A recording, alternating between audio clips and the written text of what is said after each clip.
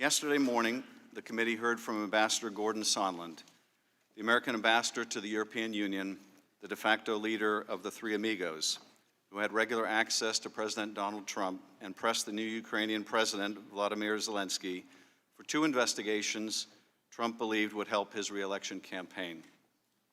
The first investigation was of a discredited conspiracy theory that Ukraine and not Russia was responsible for interfering in our 2016 election.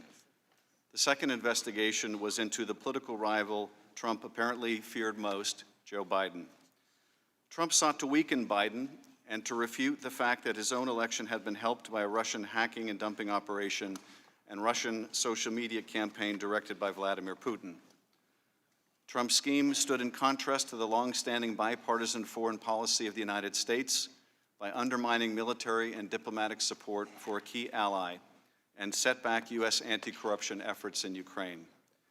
In conditioning a meeting with Zelensky and then military aid on securing an investigation of his rival, Trump put his personal and political interests above the United States. As Ambassador Sondland would later tell career Foreign Service Officer David Holmes immediately after speaking to the President, Trump did not give an expletive about Ukraine. He cares about big stuff that benefits him, like the Biden investigation that Giuliani was pushing. David Holmes is here with us today. He is a Foreign Service officer currently serving as the political counselor at the U.S. Embassy in Kyiv. Also with us is Dr. Fiona Hill, whose job as the National Security Council's Senior Director for European and Russian Affairs encompassed the coordination of U.S. policy towards Ukraine. Dr. Hill left the NSC in July after more than 2 years in that position. Dr. Hill and Mr. Holmes each provide a unique perspective on issues relating to Ukraine. Dr. Hill from Washington, D.C., and Mr. Holmes from on the ground in Kyiv. In early 2019, Dr. Hill became concerned by the increasing prominence of Rudy Giuliani, the president's personal lawyer, who was, as she has testified, asserting quite frequently on television in public appearances that he had been given some authority over matters related to Ukraine. Hill was not alone in her concerns. Her boss, National Security Advisor John Bolton, was also paying attention, as were other NSC and State Department officials, including Holmes at the U.S. Embassy in Kyiv. Bolton viewed Giuliani as a hand grenade that is going to blow everybody up, and was powerless to prevent the former mayor from engineering former U.S. Ambassador to Ukraine Marie Yovanovitch's firing in late April, or her recall. Holmes was stunned by the intensity and consistency of media attacks on Yovanovitch, by name as a U.S. ambassador, and the scope of the allegations that were leveled against her. Yovanovitch's dismissal as a result of Giuliani's smear campaign was one of several things that unsettled Dr. Hill. Another was the role of Gordon Sondland, who emerged as a key player in Ukraine policy in May, when he was named as part of the U.S. delegation led by Secretary Rick Perry to President Zelensky's inauguration. Lieutenant Colonel Alexander Vindman also attended the inauguration, and as Holmes recalls, during a meeting with President Zelensky, took the opportunity to advise the new Ukraine leader to stay out of U.S. domestic politics. Another concern that arose for Dr. Hill around this time was her discovery of a potential NSC back channel on Ukraine. Hill learned that an NSC staff member who did not work on Ukraine and for her may have been providing Ukraine-related information to President Trump that Dr. Hill was not made aware of.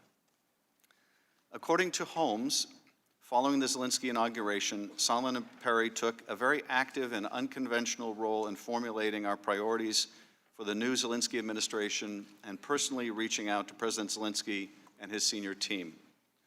Sondland's newfound assertiveness also concerned Dr. Hill, who previously had enjoyed a cordial working relationship with the ambassador. On June 18, 2019, Hill had a blow-up with Sondland when he told her that he was in charge of Ukraine policy. Dr. Hill testified that Sondland got testy with me, and I said, "Who has put you in charge of it?" He said, "The President." On July 10th, Dr. Hill was part of a meeting at the White House with a group of U.S. and Ukrainian officials, including Bolton, Sondland, and Energy Secretary Perry, another of the Three Amigos. The meeting was intended, among other things, to give the Ukrainians an opportunity to convey that they were anxious to set up a meeting, a first meeting, between their new president and President Trump. Sondland interjected to inform the group that, according to White House Chief of Staff Mick Mulvaney, the White House meeting sought by the Ukrainian president with Trump would happen if Ukraine undertook certain investigations. Hearing this, Bolton abruptly ended the meeting. Undeterred, Sondland brought the Ukrainian delegation and the NSC Director for Ukraine, Lieutenant Colonel Alexander Vindman, downstairs to another part of the White House, where they were later joined by Dr. Hill. In this second meeting, Sondland was more explicit. Ukraine needed to conduct investigations if they were to get a meeting at all. Bolton directed Dr. Hill to report this to NSC legal advisor John Eisenberg, telling her, "You go and tell Eisenberg that I am not part of whatever drug deal Sondland and Mulvaney are cooking up on this, and you go ahead and tell him what you've heard and what I've said." Dr. Hill did so, as did Lieutenant Colonel Vindman, who separately approached the same lawyers with his concerns. On July 18, the day before Dr. Hill left her post at the NSC, Holmes participated in a secure interagency video conference on Ukraine. Towards the end of the meeting, a representative from the Office of Management and Budget announced that the flow of nearly $400 million in security assistance for Ukraine was being held up. The order had come from the President and had been conveyed to OMB by Acting White House Chief of Staff Mick Mulvaney without further explanation. Holmes, unaware of the hold prior to the call, was shocked. He thought the suspension of aid was extremely significant, undermining what he had understood to be long-standing U.S. national security goals in Ukraine. 1 week later, on July 25th, President Trump spoke with President Zelensky by phone. When President Zelensky brought up U.S. military support and noted that Ukraine would like to buy more Javelin anti-tank missiles from the United States, Trump responded by saying, "I would like you to do us a favor, though." Trump then requested that Zelensky investigate the discredited conspiracy theory that Ukraine interfered in the 2016 election. Even more ominously, Trump asked Zelensky to look into the Bidens. Neither request had been included in the official talking points for the call prepared by the NSC staff, but both were in Donald Trump's personal interest and the interests of his 2020 re-election campaign. And the Ukrainian president knew about both in advance, in part because of efforts by Ambassadors Sondland and Volker to make him aware of President Trump's demands. The next day, July 26th, in Kyiv, Holmes served as a note-taker during a meeting between Acting Ambassador Bill Taylor, Volker, and Sondland with President Zelensky and other senior Ukrainian officials. Zelensky said that on the previous day's call, President Trump had, quote, 3 times raised some very sensitive issues that he would have to follow up on those issues when they met in person. Although he did not realize it at the time, Holmes came to understand that the sensitive issues were the investigations that President Trump demanded on the July 25th call. Following the meeting with Zelensky, Holmes accompanied Sondland to a separate meeting with one of the Ukrainian president's top advisors, Andrei Yermak. But Holmes was not allowed into the meeting and waited for 30 minutes while Sondland and the Ukrainian met alone, without any note-takers to record what they said. After the meeting, Sondland, Holmes, and 2 other State Department staff went to lunch at a nearby restaurant and sat on an outdoor terrace. At some point during the meal, Sondland pulled out his cell phone, placed a call to the White House, and asked to be connected to the president. When Trump came on the line, Holmes could hear the president's voice clearly. Holmes recalled that, quote, "the president's voice was very loud and recognizable, and Ambassador Sondland held the phone away from his ear for a period of time, presumably because of the loud volume."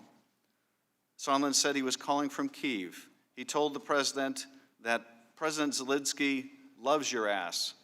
Holmes then heard President Trump ask, "So he's going to do the investigation?" Ambassador Sondland replied, "He's going to do it," adding that President Zelensky will do anything you ask him. After the call ended, Holmes took the opportunity to ask Sondland for his candid impression of the president's views on Ukraine. It was at this point that Sondland revealed that President Trump doesn't give an expletive about Ukraine. president only cares about big stuff that benefits the president, like the Biden investigation that Mr. Giuliani was pushing. A month later, National Security Advisor Bolton traveled to Kyiv. Between meetings with Ukrainian government officials, Holmes heard Bolton express to Ambassador Bill Taylor his frustration about Mr. Giuliani's influence with the president. Bolton made clear, however, there was nothing he could do about it. Bolton further stated that the hold on security assistance would not be lifted prior to the upcoming meeting between President Trump and Zelensky in Warsaw, where it would hang on whether Zelensky was able to favorably impress President Trump. Trump canceled his trip to Warsaw, but Sondland, Volker, and others continued to press for a public announcement of the opening of investigations by Zelensky. On September 8, Taylor told Holmes that, quote, now they're insisting Zelensky commit to the investigation in an interview with CNN. Holmes was surprised the requirement was so specific and concrete, since it amounted to nothing less than a, quote, demand that President Zelensky personally commit to a specific investigation of President Trump's political rival on a cable news channel, unquote. On September 9, this committee, along with the Foreign Affairs and Oversight Committees, launched our investigation of this corrupt scheme. President Trump released the hold on aid 2 days later. As CNN's Fareed Zakaria has revealed, the Ukrainians canceled the CNN interview shortly thereafter. 2 weeks later, on September 25th, the transcript of the July 25th call was released by the White House, and the details of the president's scheme started coming into view. In the coming days, Congress will determine what response is appropriate. If the president abused his power and invited foreign interference in our elections, if he sought to condition, coerce, extort, or bribe a vulnerable ally into conducting investigations to aid his re-election campaign and did so by withholding official acts, a White House meeting, or hundreds of millions of dollars of needed military aid, it will be for us to decide whether those acts are compatible with the office of the presidency.